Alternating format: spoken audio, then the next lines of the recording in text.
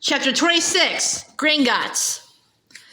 Their plans were made, their preparations complete. In the smallest bedroom, a single long coarse black hair, plucked from the sweater Hermione had been wearing in Malfoy Manor, lay curled in a small glass vial on the mantelpiece.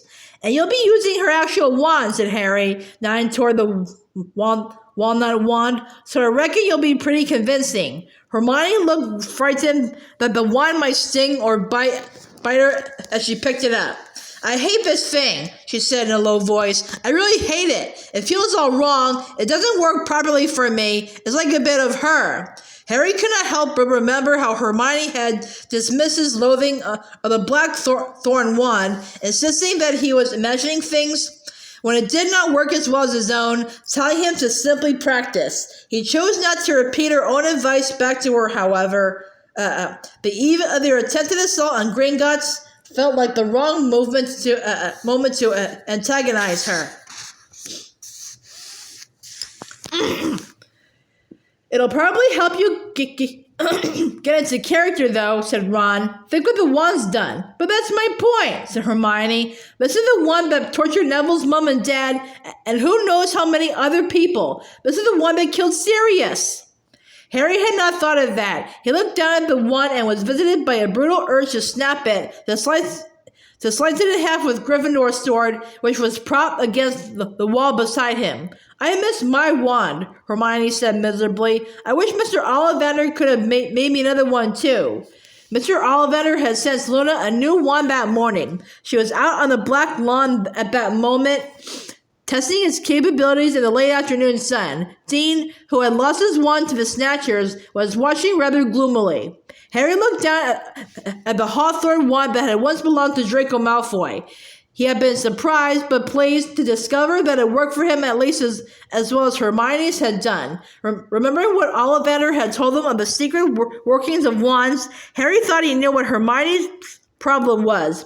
She had not won the Walnut Wand's allegiance by taking it personally from Bellatrix. The door of the bedroom opened and Griphook entered. Harry reached instinctively for the hilt of the sword and drew close to him, but regretted his actions at once. He could tell that the goblin had noticed. Seeking to gloss over the sticky moment, he said, "We've just been checking the last-minute stuff, Griphook. We've told Bill and Fleur we're leaving tomorrow, and we told them not to get up to see us off. They have been firm on this point because Hermione would need to transform into Bellatrix before they left, and the less that Bill and Fleur knew or suspected about what they were about to do, the better. They had also explained that they would not be returning, as they had lost Perkins's old tent on the night that the Snatchers caught them. Bill had lent them another one. It was now packed inside the beaded bag, which, Harry was impressed to learn, Hermione had protected from the Snatchers by the simple expedience of stuffing it down her sock. Though he would miss Bill, Fleur, Luna, and Dean, not to mention the home comforts they had enjoyed over the last few weeks, Harry was looking forward to escaping the confinement of Shell Cottage. He was tired of trying to make sure that they were not overheard, tired of being shut in the tiny, dark bedroom. Most of all, he longed to be rid of Griphook. However, precisely how and when they were to depart from the goblin without handing over Gryffindor's sword remained a question to which Harry had no answer. It had been impossible to decide how they were going to do it because the goblin rarely left Harry, Ron, and Hermione alone together for more than 5 minutes at a time. He could give my mother lessons, growled Ron, as the goblin's long fingers kept appearing around the edges of doors. With Bill's warning in mind, Harry couldn't help suspecting that Griphook was on the watch for possible skullduggery. Hermione disapproved so heartily of the planned double cross that Harry had given up attempting to pick her brains on how best to do it. Ron, on the rare occasions that they had been able to snatch a few Griphook-free moments, had come up with nothing better than, "We'll just have to wing it, mate." Harry slept badly that night. Lying awake in the early hours, he thought back to the way he had felt the night before they had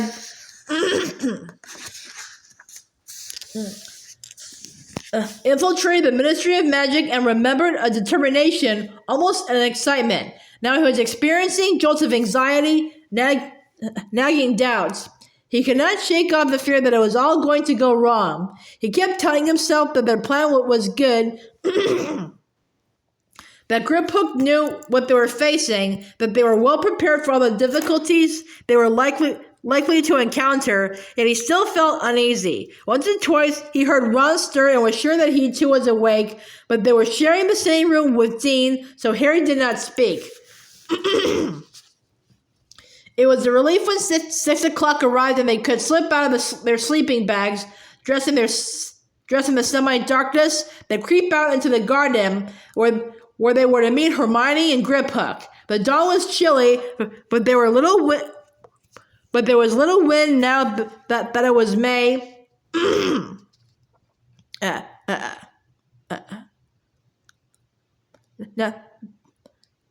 There was little wind now that it was May. Harry looked up at the stars still glimmering palely in the dark sky and listened to the sea washing backward and forward against the cliff. He was going to miss the sound.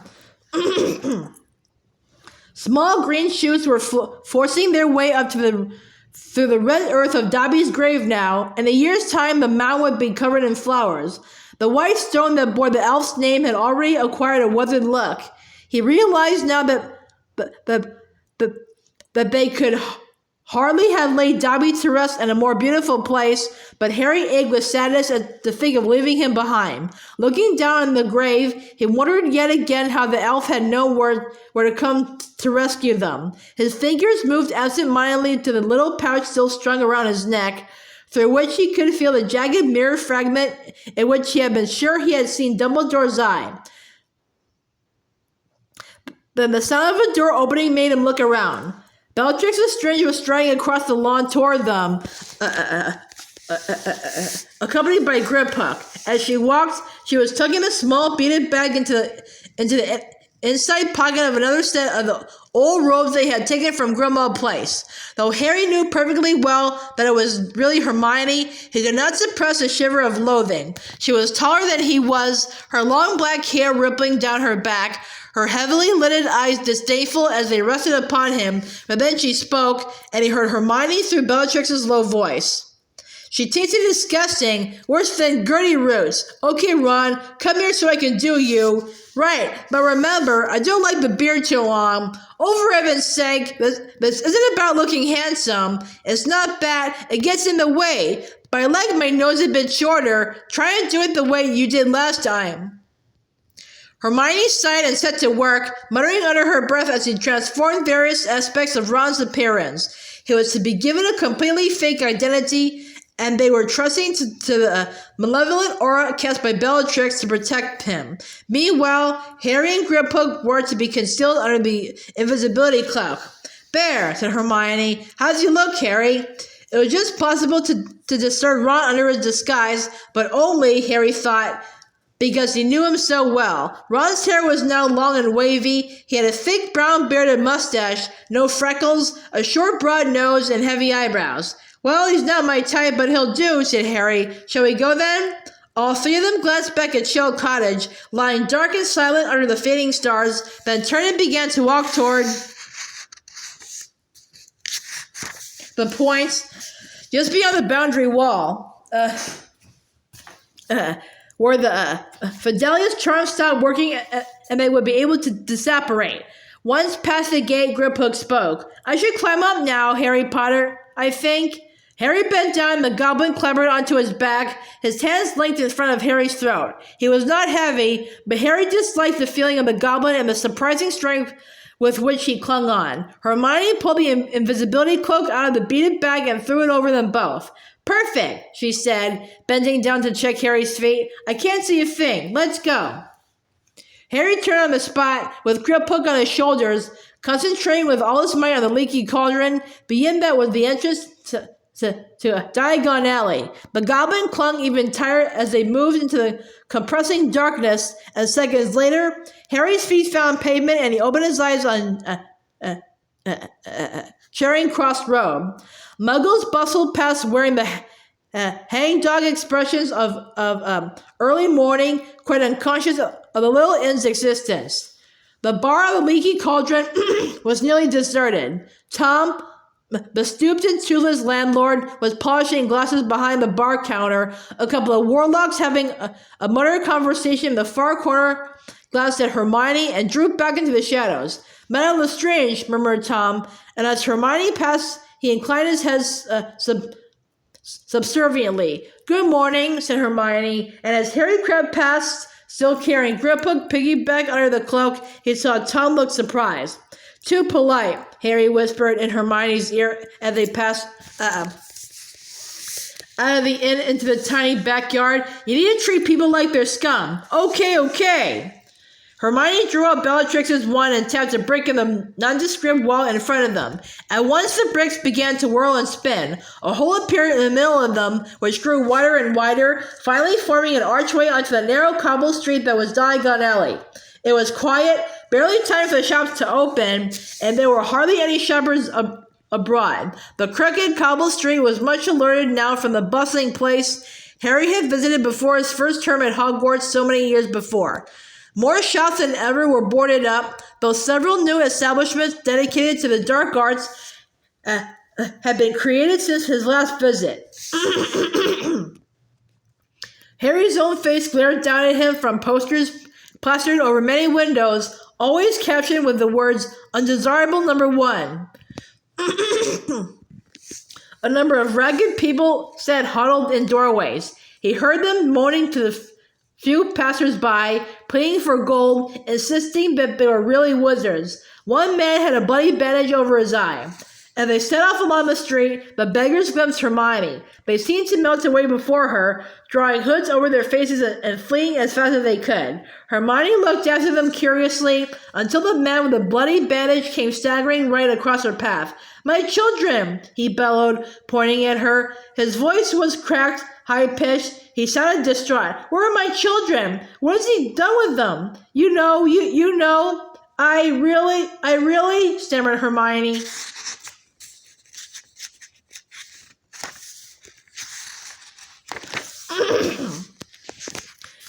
The man lunged at her, reaching for her throat. Then, with a bang and a burst of red light, he was thrown backward onto the ground, unconscious. Ron stood there, his one still outstretched and a look of shock visible behind his beard.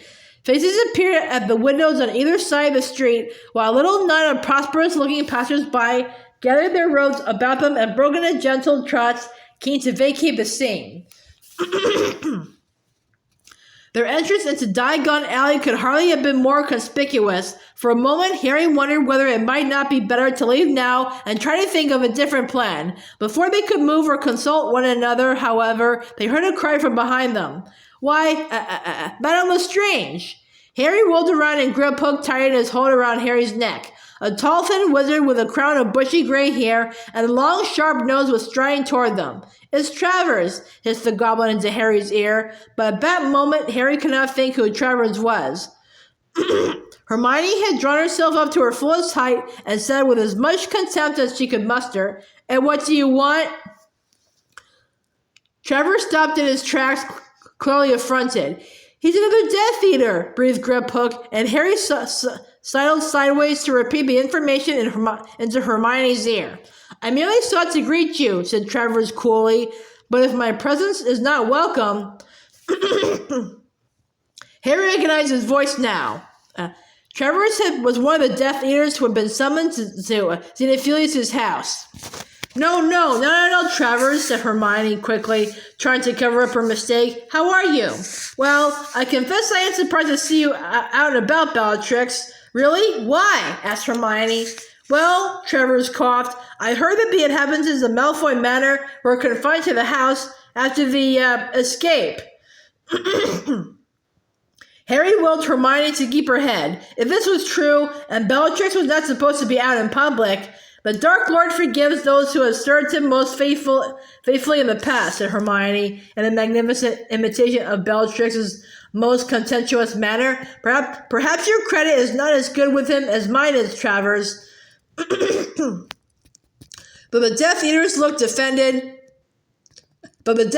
offended. he also seemed less suspicious. He glanced down at the man Ron had just stunned. How did it offend you? It does not matter. It will not do so again, said Hermione coolly. Some of these wandless can be troublesome, said Travers. While they do nothing but beg, I have no objection, but one of them actually asked me to plead her case at the ministry last week. I'm a witch, sir. I'm a witch. Let me prove it to you, he said in a squeaky impersonation. As if I was going to give her my wand, but whose wand, said Travers curiously. Are you using at the moment, Bellatrix? I heard that your own was...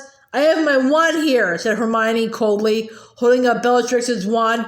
I don't know what rumors you have been listening to, Travers, but you seem steadily misinformed.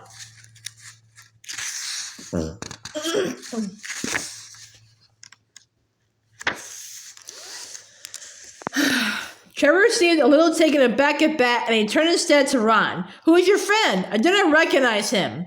This is Dragomir Despard, said Hermione. They had decided that a fictional foreigner was the safest cover for Ron to assume.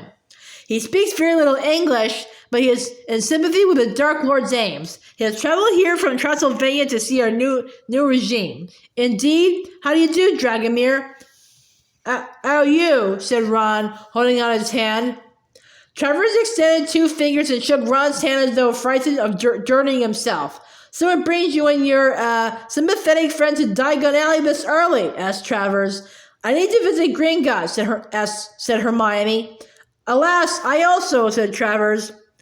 Gold, filthy gold. We cannot live without it, yet I confess I deplore the necessity of consorting with our long-fingered friends. Harry felt Griphook's clasped hands tighten momentarily around his neck. Shall we? Said Travers, gesturing Hermione forward. Hermione had no choice but to fall into step beside him and head along the crooked cobble street toward the place where the snowy white Gringotts stood towering over the other little shops. Ron sloped aside beside them, and Harry and Griphook followed.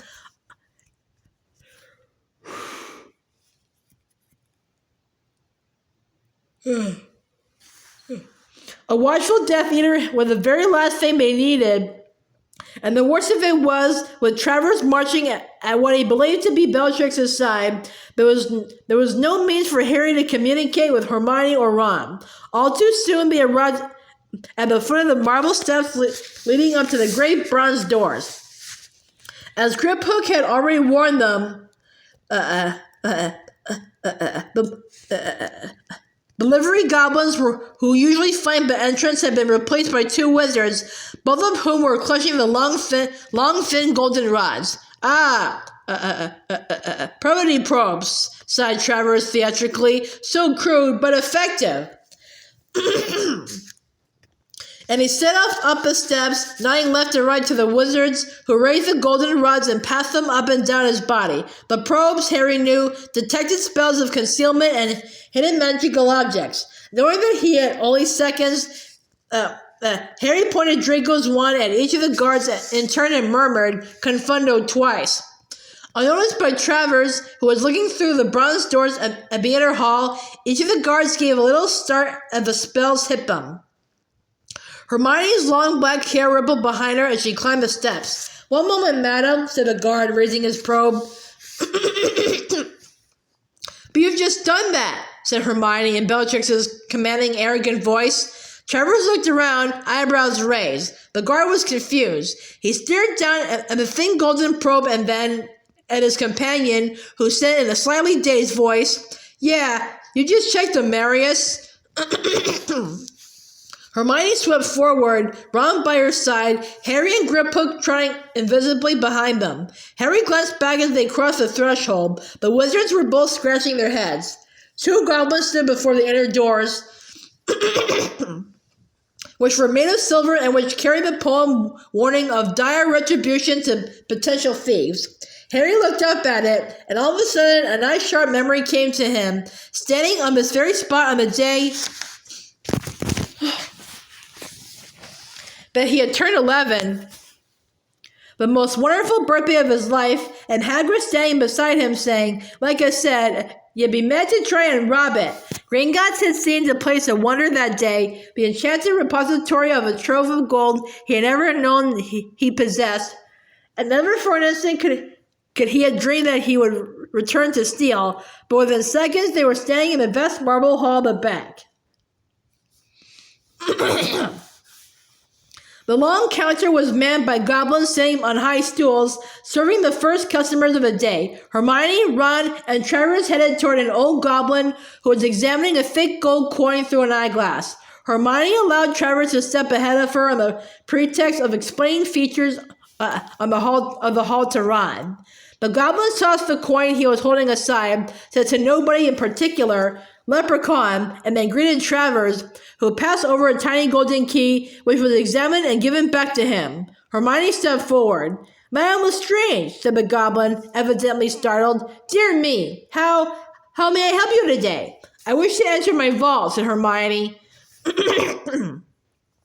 The old goblin seemed to recoil a little. Harry glanced around. Not only was Travers hanging back, watching, but several other goblins had looked up from their work to stare at Hermione.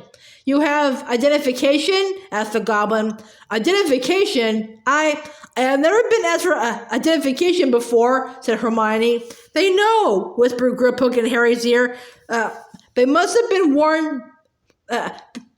There might be an imposter. Your wand will do, madam, said the goblin. He held out a slightly trembling hand, and in a dreadful blast of realization, Harry knew that the goblins of Gringotts were aware that Bellatrix's wand had been stolen. Act now, whispered Griphook in Harry's ear. The Imperious Curse. Harry raised the hawthorn wand beneath the cloak, pointed it at the old goblin, and whispered, for the first time in his life, Imperio! A curious sensation shot down Harry's arm, a feeling of tingling warmth that seemed to flow from his mind, the sinews and veins connecting him to the wand and the curse it had just cast. The goblin took Bellatrix's wand, examined it closely, and then said, you have had a new wand made, Madame Lestrange? You have had a new wand made, Madame Lestrange? What? Said Hermione. No, that's mine. A new wand? Said Travers, approaching the counter again. Still the goblins all around were watching. But how could you have done? Which wand maker did you use? Harry acted without thinking. Pointing his wand at Travers, he muttered, Imperio! Once more. Oh, yes, I see, said Travers, looking down at Bellatrix's wand. Yes, very handsome. And is it working well? I always think wands require a little breaking in, don't you? Hermione looked utterly bewildered, but to Harry's enormous relief, she accepted the bizarre turn of events without comment. The old goblin behind the counter clapped his hands, and a younger goblin approached. I still need the clankers, he told the goblin, who dashed away and returned a moment later with a leather bag that seemed to be full of jangling metal, which he handed to a senior. Good. So, if you will follow me, Madame Lestrange, said the old goblin.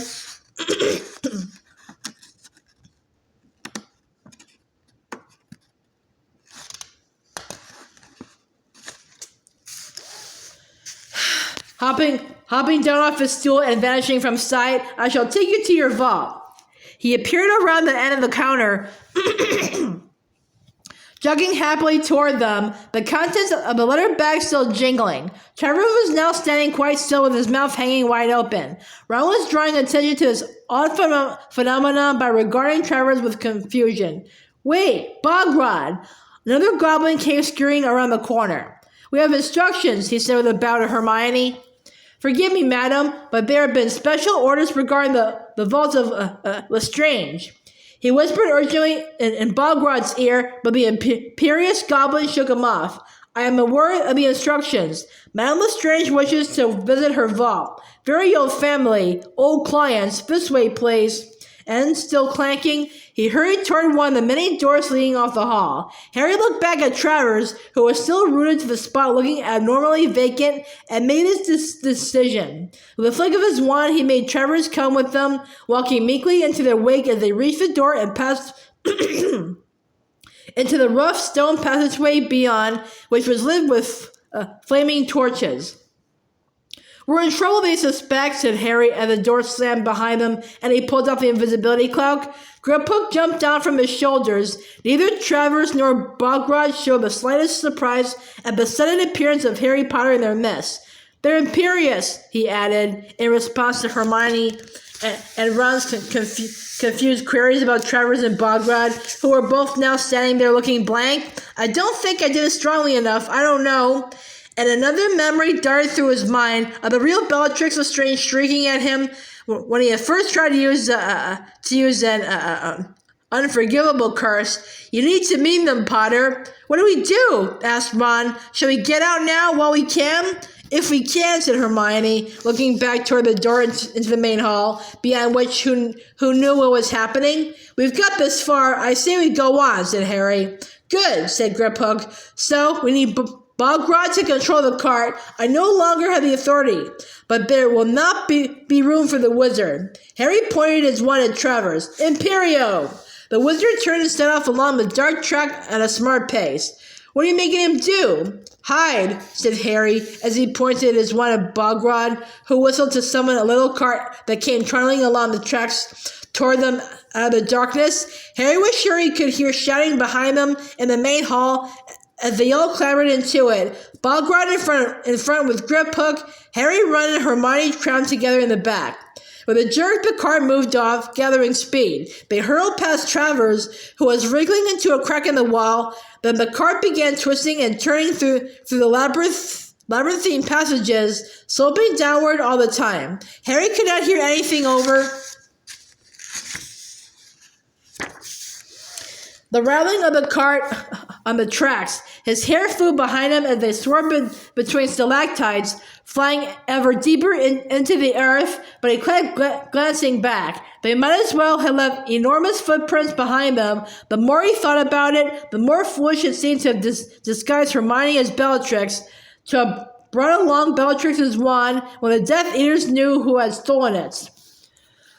They were deeper than Harry had ever penetrated within Gringotts. They took a hairpin bend at speed and saw ahead of them, with seconds to spare, a waterfall pounding over the track. Harry heard Griphook shout, "No!" But there was no braking. They zoomed through it. Water filled Harry's eyes and mouth. He could not see or breathe. Then, with an awful lurch, the cart flipped over and they were all thrown out of it. Harry heard the cart smash into pieces against the passage wall, heard Hermione shriek something, and felt himself glide back toward the ground as though weightless, landing painlessly on the rocky passage floor.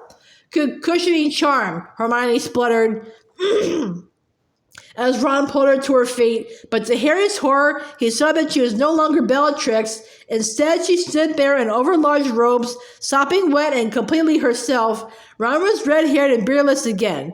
They were realizing it, and they looked at each other, feeling their own faces. "The thief's downfall," said Griphook, clambering to his feet and looking back at the deluge onto the tracks, which Harry knew now had been more than water. "It washes away all enchantment, all magical concealment. They know there are imposters in Gringotts. They have set out defenses against us."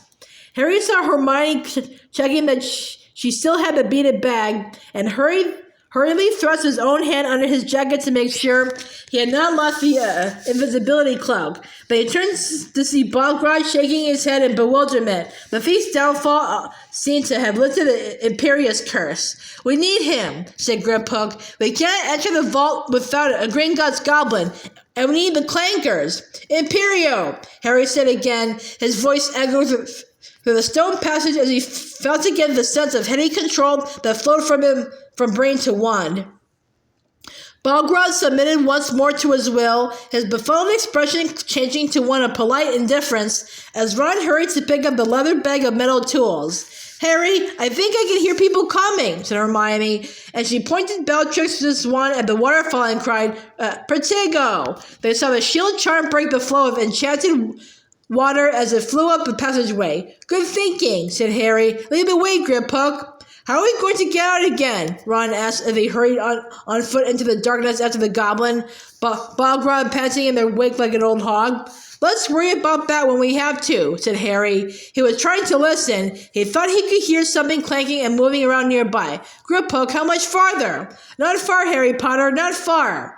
And they turned a corner and saw the thing for which Harry had been prepared, but which still brought all of them to a halt. A gigantic dragon was tethered to the ground in front of them, barring access to 4 or 5 of the deepest vaults in the place. The beast's scales had turned pale and flaky during its long incarceration under the ground. Its eyes were milkily pink. Both rear legs bore heavy cuffs from which chains led to enormous pegs driven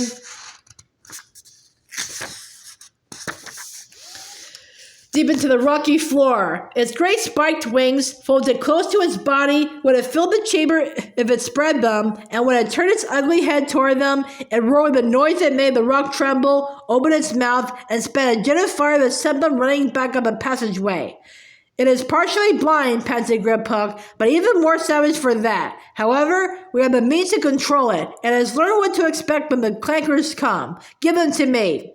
Ron passed it back to Griphook, and the goblin pulled out a number of small metal instruments that when shaken made a loud ringing noise like miniature hammers on anvils. Griphook handed them out. Bograt accepted his meekly. You know what to do, Griphook told Harry, Ron, and Hermione. It will expect pain when it hears the noise. It will retreat, and Bograt must place his palm upon the door of the vault. They advanced around the corner again, shaking the clankers,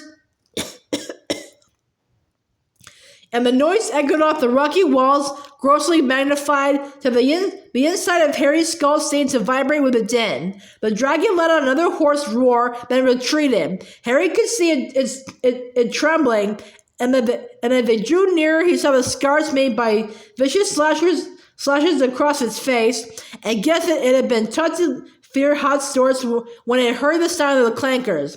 Make him press his hand to the door, Griphook urged Harry, who turned his wand again upon Bograt. The old goblin obeyed, pressing his palm to the wood, and the door of the vault melted away to reveal a cave-like opening crammed from floor to ceiling with golden coins and goblets, silver armor, the skins of strange creatures, some with long spines, others with drooping wings, potions and jewel flasks, and a skull still wearing a crown.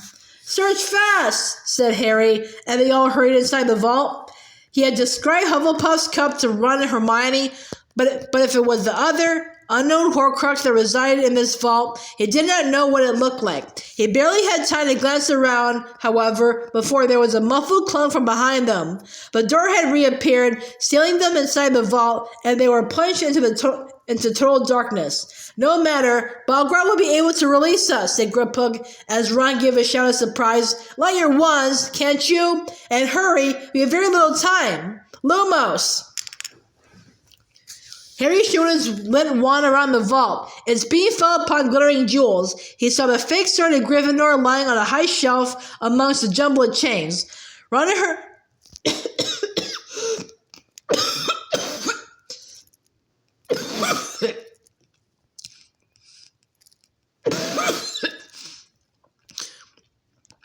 Ron and Hermione had lit their wands too, and were now examining the piles of objects surrounding them. Harry, could this be? Arg! Hermione screamed in pain, and Harry turned his wand on her in time to see a jeweled goblet tumbling from her grip. But as it fell, it split, became a shower of goblets, so that a second later, with a great clatter, the floor was covered in identical cups rolling in every direction, the original impossible to discern amongst them. It burned me, moaned Hermione, sucking her blistered fingers. They have added Gemino and Flagrante curses, said Griphook. Everything you touch will burn and multiply, but the copies are worthless, and if you continue to handle the treasure, you will eventually be crushed to death by the weight of expanding gold. Okay, don't touch anything, said Harry desperately. But even as he said it, Ron accidentally nudged one of the fallen goblets with his foot, and 20 more exploded into being while Ron hopped on the spot. Part of his shoe burned away by contact with the hot metal. Stand still, don't move, said Hermione, clutching at Ron. Just look around, said Harry. Remember, the cup's small and gold. It's got a badger engraved on it, 2 handles. Otherwise, see if you can spot Ravenclaw's symbol anywhere and be eagle. They directed their wands into every nook and crevice, turning cautiously on the spot. It was impossible not to brush up against anything. Harry sent a great cascade of fake galleons onto the ground, where they joined the goblets, and now there was scarcely room to place their fate, and the glowing gold blazed with heat, so that the vault felt like a furnace. Harry's one light passed over shields and goblin-made helmets set on shelves rising to the ceiling. Higher and higher he raised the beam until suddenly it found an object that made his heart skip and his hand tremble. It's there! It's up there! Ron and Hermione pointed their wands at it too, so that the little golden cup sparkled in a three-way spotlight. The cup that had belonged to Helga Hufflepuff, which had passed into the possession of Hepzibah Smith, from whom it had been stolen by Tom Riddle. And how the heck are we going to get up there without touching anything? Asked Ron. Accio Cup, cried Hermione, who had evidently forgotten her desperation what Griphook had told them during their playing sessions. No use, snarled the goblin. Then what do? Said Harry, glaring at the goblin. If you want the sword, Griphook, then you'll have to help us more than... Wait! Can I touch stuff with a sword? Hermione, give it here! Hermione fumbled inside her robes, drew up a beaded bag, rummaged for a few seconds, then removed the shining sword. Harry seized it by its ruby hilt and touched the tip of the blade to a silver flagon nearby, which did not multiply. If I could just poke the sword through a handle, but how am I going to get up there? The shelf on which the cup reposed was out of reach for any of them, even Ron, who was tallest. The heat from the enchanted treasure rose in waves, and sweat ran down Harry's face and back as he struggled to think of a way up to the cup, and then he heard the dragon roar on the other side of the vault door, and the sound of clanking growing louder and louder. They were truly trapped now. There was no way out except through the door, and a horde of goblins seemed to be approaching on the other side. Harry looked at Ron and Hermione and saw terror in their faces. Hermione, said Harry as the clanking grew louder, I've got to get up there. We've got to get rid of it. She raised her wand, pointed it at Harry, and whispered, Levicorpus. Hoisted into the air by his ankle, Harry hit a suit of armor and replicas burst out of it like white-hot bodies, filling the cramped space. With screams of pain, Ron, Hermione, and the two goblins were knocked aside into other objects, which also began to replicate. Half burned, half buried in a rising tide of red-hot treasure, they struggled and yelled as Harry thrust the sword through the handle of Hufflepuff's cup, hooking it onto the blade. Impervious! Screeched Hermione in an attempt to protect herself, Ron, and the goblins from the burning metal.